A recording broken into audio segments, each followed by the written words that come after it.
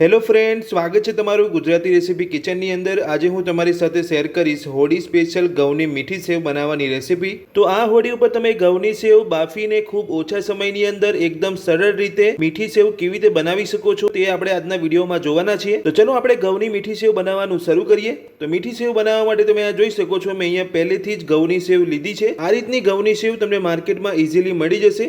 જો તમે આ રીતની ઘઉંના લોટની સેવ ઘરે બનાવવા માંગતા હોય તો મેં ઓલરેડી ચેનલ પર વિડીયો બનાવેલો છે, જે જોઈને તમે આ રીતની ઘઉંની સેવ ઘરે બનાવી શકો છો। ઘઉંના લોટની સેવને બાફીને મીઠી સેવ બનાવવા માટે તમે આ જોઈ શકો છો, મેં ગેસ ઉપર કડાઈની અંદર પાણી ગરમ કરવા મૂકી દીધું છે અને તમે જોઈ શકો છો પાણી આપણું અહીંયા ઉકળી પણ ગયું છે। તો આ રીતનું તમારું પાણી ઉકળી જાય ત્યાર પછી જ તમારે ઘઉંના લોટની સેવને પાણીની અંદર લેવાની છે। તો ઉકળતા પાણીની અંદર સેવ ઉમેરતા પહેલા આપણે પાણીની અંદર 1 ચમચી ઘી ઉમેરીશું। આ રીતે 1 ચમચી પાણીની અંદર ઘી ઉમેરવાથી તમારી સેવ એકદમ સરસ છૂટી છૂટી બનશે। તો હવે આપણે જે ઘઉંના લોટની સેવ લીધી છે એ બધી જ પાણીની અંદર લઈ લઈશું।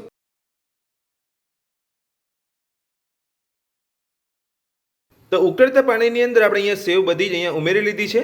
તો હવે આપણે અહીંયા સેવ સરસ બફાઈ જાય તેના માટે કડાઈનું ઢાંકણ બંધ કરીને 3 થી 4 મિનિટ માટે સેવને થવા દઈશું।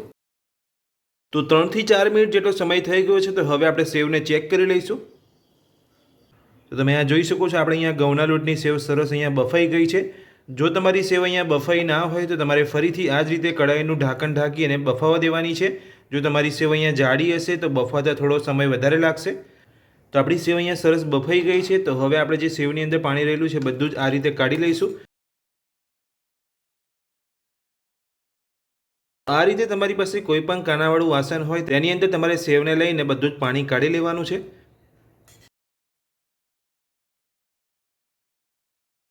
અહીંયા બધું જ પાણી કાઢી લીધું છે અને સેવને અહીંયા સરસ અલગ કરી લીધી છે પાણીથી।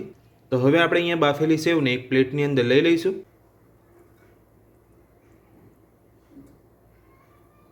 તો ગરમ ગરમ બાફેલી સેવને આપણે અહીંયા એક વાસણની અંદર લઈ લીધી છે। તો સેવ જ્યારે આપણે અહીંયા ગરમ હોય ત્યારે જ ખાવાની મજા આવે છે।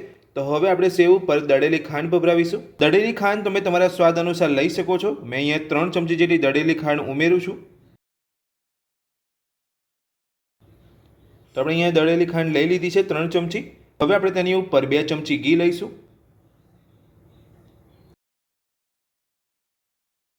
તો આ જ રીતે અહીંયા ઘઉંના લોટની મીઠી સેવ ખાવામાં આવતી હોય છે ઘી અને ખાંડ ઉમેરીને। તો આપણે અહીંયા ઘી અને ખાંડ ઉમેરી લીધું છે, તો બધું જ મિક્સ કરી લઈશું।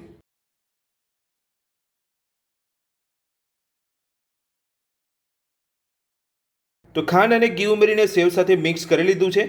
તો ઘઉંના લોટની મીઠી સેવ બનીને આપણી તૈયાર છે। તો તમે જોઈ શકો છો આપણી ઘઉંના લોટની સેવ એકદમ છૂટી છૂટી બની છે। તો આ રીતની ઘઉંના લોટની સેવ તમે અહીંયા ઘરે બનાવવા માંગતા હોય તો મેં અહીંયા ચેનલ પર વિડીયો બનાવેલો છે, જે વિડીયો જોઈને તમે ઘરે જ બહાર જેવી ઘઉંના લોટની સેવ બનાવી શકો છો અને તમારી સેવ એકદમ સરસ અહીંયા બાફ્યા પછી છૂટી છૂટી બનશે। તો ઘઉંના લોટની મીઠી સેવ બનાવવાની રેસીપી તમને મારી કેવી લાગી મને કોમેન્ટ બોક્સની અંદર કોમેન્ટ કરીને જરૂરથી જણાવજો। આજનો વિડીયો પસંદ આવ્યો હોય તો વિડીયોને લાઇક કરજો। આ જ રીતની રેસીપી મેળવવા માટે મારી ચેનલને સબસ્ક્રાઇબ કરી રાખજો। Thank you.